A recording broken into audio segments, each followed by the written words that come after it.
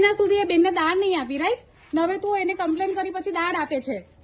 કેટલા ગરીબો હાથે આવું કરે છે?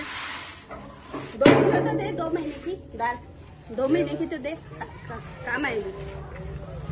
આગળની 2 મહિનાની નહીં આપી ને?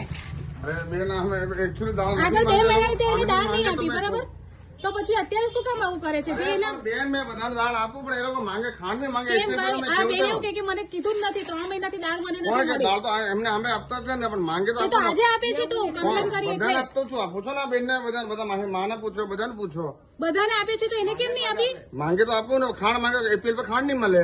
કેમ? જે અનાજ આવતું હોય ને ભાઈ તે પ્રમાણે કાર્ડમાં આપવું જ પડે. માંગે તો આપે નહીં. બધાને જે જ કેવું. મળતું હોય ને દાળ ચોખા ખાંડ જે મળતી હોય ને એ આપવું જ પડે. આવી રીતે તો એમ કે માંગે તો આપે એ નહીં મેં ચાલે. બધાને કેવું મેમ કે ખાઉં ચાલો એ દાળ વધી તો શું કર્યું? ચાલો માંગે તેને આપે છે ને બાકીનાને નથી આપતો. જે દાળ વધી ને સ્ટોકમાં તે ક્યાં છે? સ્ટોકમાં બતાવ. ચાલ આયરી પડેલી જ છે. બતાવ. તો એ ગરીબને આપી દે પાછી. સ્ટોક રાખીને શું કરે છે?